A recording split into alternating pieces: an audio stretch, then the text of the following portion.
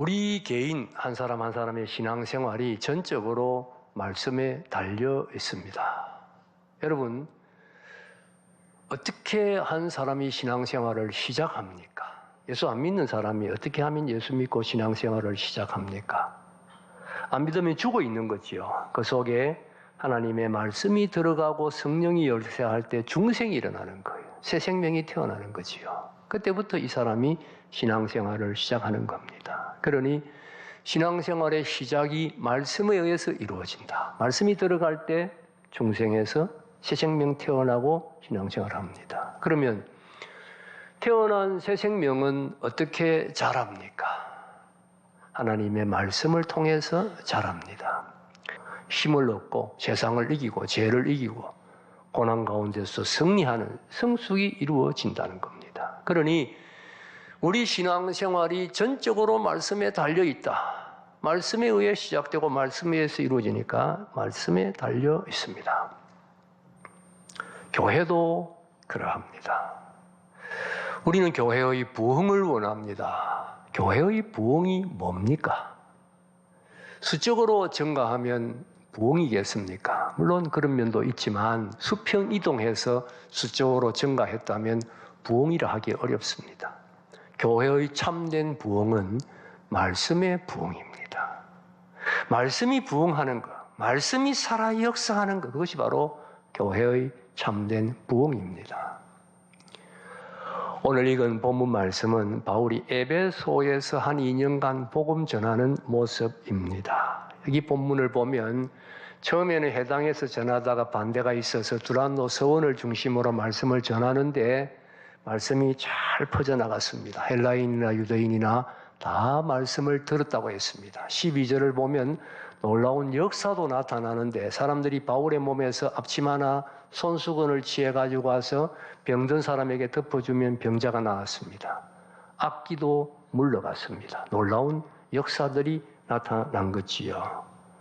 13절 이하에 보면 이런 신기한 일들을 보면서 마술하는 사람들이 흉내냅니다. 예수 이름으로 명한다. 자기들도 마술하는 사람들이 이렇게 흉내를 냈더니 악기 들린 사람이 한다는 말이 내가 바울도 알고 예수도 하는데 너는 누구냐? 이런 식으로 그 사람을 막 제압을 했습니다. 그러니까 그 사람이 놀래가지고 도망갔어요. 이런 일들을 에베소에 있는 사람들이 보면서 두려워하면서 예수님의 이름을 높였다. 그랬습니다. 그리고 그 다음에 보면 많은 사람들이 자기의 잘못된 일들을 고백했다. 회개의 역사 일어나고 또 마술하는 사람들이 마술책을 전부 불태웠습니다. 사람들 앞에서. 그 책값이 은 5만이라 굉장히 많은 마술책을 불태우는 이런 역사들이 일어났습니다. 사도행전 6장에도 보면 비슷한 말씀이 있습니다. 사도행전 6장을 보면 예루살렘 교회에 문제가 생깁니다. 구제로 인해서 불평하는 일들이 일어납니다. 사도들이 고민 끝에 직분자를 세워서 구제를 맡기고 우리는 말씀과 기도하는 일에 전념하겠다 선언을 합니다. 교회 문제를 잘 해결한 것이지요. 많은 사람들이 예수 믿게 되었고 그 다음에 제사장들이 많이 예수 믿게 되었다 했는데 이게 놀라운 사실이에요. 왜 놀라운 사실이냐? 여러분, 예수를 믿으면 구약의 제사는 없어집니다. 제사장도 없어집니다. 베드로전서 2장 9절에 우리가 왕 같은 제사장이에요. 그게 복음이에요. 그러니 제사장은 예수 믿으면 자기 직업을 다 잃어버리는 거예요. 그럼에도 불구하고 제사장들이 많이 예수 믿게 되었다. 놀라운 역사지요. 이게 말씀의 흥왕, 말씀의 왕성, 말씀의 부흥이었다고 성경이 가르치고 있는 것입니다. 말씀의 부흥이 중요합니다. 말씀의 부흥이 일어날 때 놀라운 역사들이 나타납니다. 그런데 그 중에서도 특별히 중요한 꼭 일어나는 두 가지 역사가 있습니다. 죄를 죄로 보지를 못하는 겁니다. 또 그래서 해결을 못하는 거지요. 또 죄를 죄로 보아도 심령이 굳어져서 회개하지 않습니다. 변명합니다. 어쩔 수 없었다. 다 그런 거 아니냐? 회개하지 않습니다. 그런데 말씀의 부흥이 일어나면 심령이 밝아집니다. 말씀이 심령을 비추어지는 겁니다. 죄를 깨닫게 되는 거예요. 아, 내가 죄가 지었구나 깨닫게 되는 겁니다. 그리고 심령이 굳어진 심령이 녹아집니다. 아, 내 마음이 굳어졌구나. 녹아집니다. 그러니 말씀의 부흥이 일어날 때 회개하게 되는 거예요. 말씀의 부흥의 가장 중요한 특징이 회개가 일어나는 거예요. 회개가 일어나는 겁니다. 여러분, 우리 한국 기독교 역사에 1907년 평양 장대현 교회에서 일어났던 대부흥 역사가 있습니다. 이 부흥 역사는 세계 교회 역사에 기록될 만한 놀라운 역사였습니다. 당시에 평양 장대현 교회 연합 집회가 열리고 있었습니다. 그 집회에 은혜가 없었습니다. 분위기가 돌로 누른 것 같은 아주 답답한 분위기였습니다. 은혜가 없었습니다. 그런데 그 와중에 길선주 장로님이라는 분이 앞에 나와서 죄를 회개했습니다. 이 모든 것이 내가 죄를 지었기 때문입니다 하고 죄를 회개하는데, 옛날에 자기 친구가 세상을 떠나면서 자기 재산을 정리해서 아내에게 잘 물려주도록 부탁을 했는데 그 와중에 자기가 미화 100불 상당의 재산을 빼돌렸다는, 착복을 했다는 겁니다. 내가 이런 죄를 지었습니다. 내가 하나님 앞에 죄인입니다. 이 모든 것이 내 죄 때문입니다. 눈물을 흘리면서 회개하는데 놀라운 것은 그 시간에 하늘이 열리는 것 같은 놀라운 은혜가 임하기를 시작하는 겁니다. 모든 사람이 울며 회개하는데 너도 나도 나와서 서로 앞다투어 나와 죄를 회개했던 거예요. 회개하고 찬송 부르고 죄를 회개하고 찬송 부르고 끊임없이 회개가 이어지는데, 이게 일주일간 예정되었던 집회가 한 달 이상 계속 죄를 회개하면서 은혜를 받으면서 이어지고, 거기에서 놀라운 심령의 부흥 역사들이 나는데 이것이 평양 전체로 퍼져나가고 우리 대한민국 전체에 부흥의 역사로 퍼져나갔습니다. 이것은 세계 기독교 역사에 남을 만한 놀라운 부흥 역사였습니다. 그런데 우리가 알아야 될 것은 이 평양 장대현 교회의 부흥 역사를 기억할 때 대부분 길선주 장로님의 회개만 기억합니다. 그렇지가 않습니다. 그 배후에 더 중요한 것이 있었는데 이 사실을 모르고 있어요. 우리 한국 교회 초기 선교사들은 선교하면서도 외적인 사업에 좀 치중했습니다. 학교 의료 사업. 너무 우리나라가 미개하다 보니까. 그러다가 일제 침략이 본격화되면서 선교 방향을 바꾸는데 개인의 신앙생활 위주로 돌아가야 되겠다고 하며 시작한 것이 성경 공부였습니다. 평양의 여러 선교사님들이 여러 그룹으로 그냥 곳곳에서 성경 공부를 시작했는데, 놀라운 것은 그 성경 공부에 회개의 역사들이 나타나기 시작한 겁니다. 성경 공부하는데 전부 훌쩍훌쩍 울면서 죄를 회개하고 여기서도 회개하고 저기서도 회개하는 역사가 나타난 겁니다. 이렇게 회개 역사가 나타나고 있었는데 그 회개 역사에 길선주 장로님이 불을 붙인 거예요. 이미 회개 역사가 일어나고 있었습니다. 그러니 그 회개 역사의 배경이 뭐냐? 성경 공부였습니다. 말씀 공부, 말씀 부흥. 성경 공부를 통하여 심령의 말씀의 부흥이 일어날 때 그 말씀의 부흥을 통하여 회개 역사가 일어나게 되었다는 진리지요. 말씀의 부흥이 일어나면 회개 역사가 일어납니다. 우리가 말씀 들을 때 전에는 나와 상관없는 말씀으로 듣습니다. 다른 사람도 들었으면 좋겠다 싶은 말씀으로 듣습니다. 내 심령에 말씀의 부흥이 일어나면 내가 하나님 앞에 죄인이구나 이렇게 생각이 됩니다. 내가 잘못했구나. 잘못된 사람은 바로 나 자신이구나. 문제는 내게 있구나 이렇게 생각하게 되는 거예요. 그게 은혜, 그게 말씀의 역사예요. 거기에서 회개의 운동이 일어나게 되는 겁니다. 말씀이 내 심령을 비추어주고 내 심령이 녹아지고 하나님 내가 잘못했습니다. 하나님 내가 죄인입니다. 이게 바로 말씀의 부흥입니다. 말씀의 부흥이 일어날 때 회개의 역사가 일어납니다. 첫 번째가 회개의 역사입니다. 마술의 세력이 물러갔다. 사탄의 세력이 물러갔다. 악한 어둠의 세력이 말씀이 흥황할 때 어둠의 세력이 물러갔다는 이야기죠. 여러분, 말씀이 부흥하면 어둠의 세력이 물러갑니다. 말씀이 역사할 때 어둠의 세력이 물러갑니다. 1790년에 영국에서 1790년 저 남태평양의 피티카린이라는 섬에 나무를 심기 위해서 제수 100명을 인부로 파견한 적이 있습니다. 1790년에. 이 제수들이 섬에 도착해서 반란을 일으켰어요. 가수들을 다 죽여버렸습니다. 선장은 조그마한 배에 태워서 바다에 띄워보냈어요. 그러면 물에 빠져 죽겠지 하고 띄워보내버렸습니다. 이 선장은 마침 다행히 지나가던 배에 의해 구조를 받아서 영국 정부에 돌아가서 사실을 보고를 했습니다. 그래서 영국 정부에서 이 제수들을 체포하려고 군대를 파견하려고 했는데 그마침 나폴레옹과의 전쟁이 일어납니다. 전쟁에 신경 쓰다 보니까 이 사건을 영국 정부에서 잊어버린 거예요. 30년이라는 세월이 지났습니다. 우연히 어떤 배가 이 섬 앞을 지나가다 섬에 들렸는데 내려보니까 사람들은 대부분 이 혼혈족이 많고 혼혈된 사람들이 많고 그리고 학교가 있고 예배당이 있는데 섬이 완전히 질서가 잡히고 지상낙원 같은 섬이 이루어져 있는 거예요.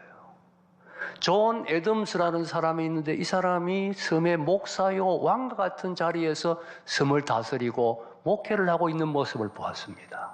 그래서 사람들이 애덤스에게 어떻게 된 일이냐 물었습니다. 애덤스의 대답이 그랬습니다. 처음에 이 제수들이 이제 간수들을 잘 죽였으니까 자기 마음대로 살은 거예요. 그 원주민 여자들하고 그냥 아이 낳고 먹고 마시고 즐기고 완전히 무법천지가 된 거예요. 그러다가 싸움이 일어나면 누가 판단해 줄 사람이 없으니까 이거 죽도록 싸우는 거예요. 그러면 죽는 일이 생겨. 거기에다가 어떤 사람이 열대 과일 접을 가지고 술을 만들어요. 술을 마시니까 싸움이 더 격해진 거예요.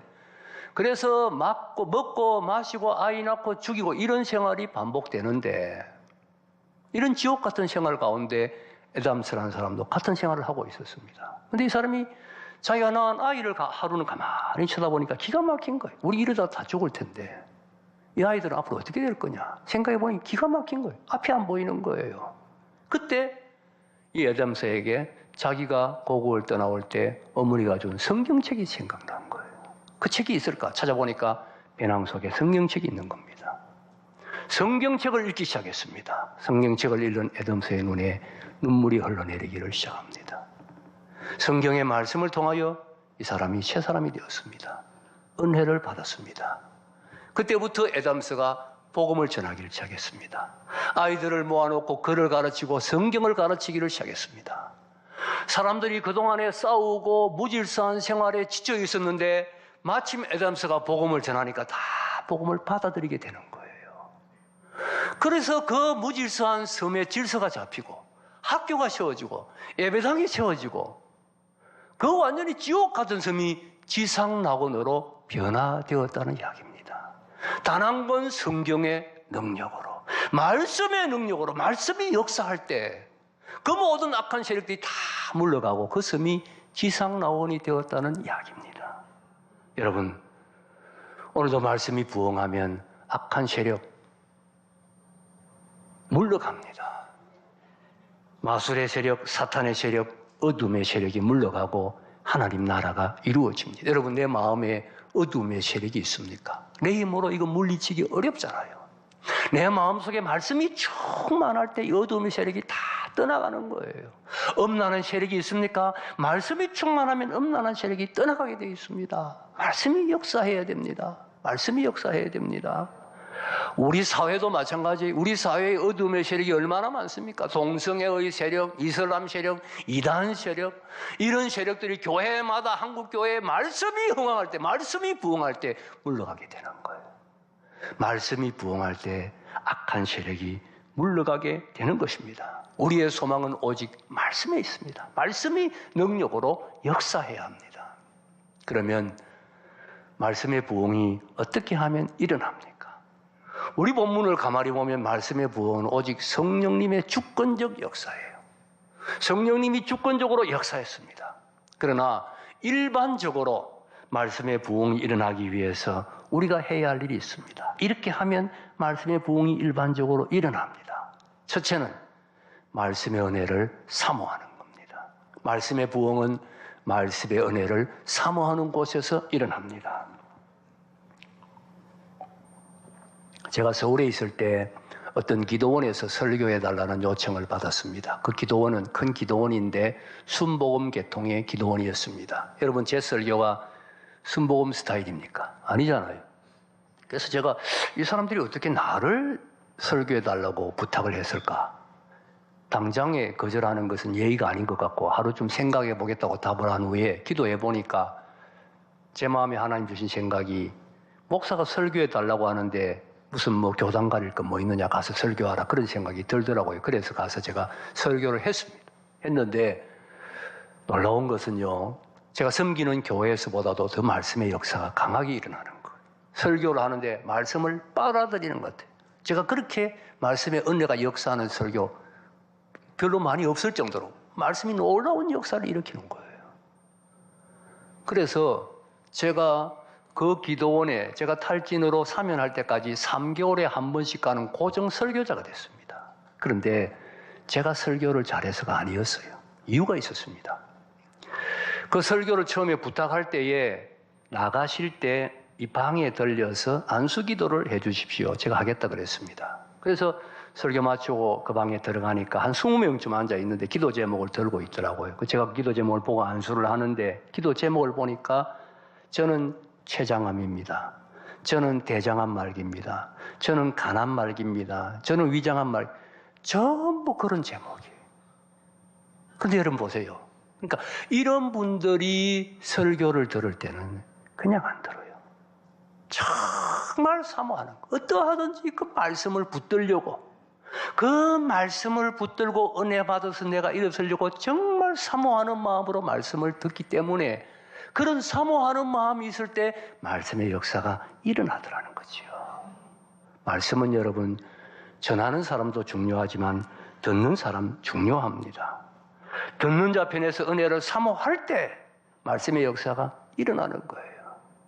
그런데 현대 그리스도인들은 말씀의 은혜를 사모하는 마음이 별로 없어요. 그냥 아무 생각 없이 앉아 있습니다.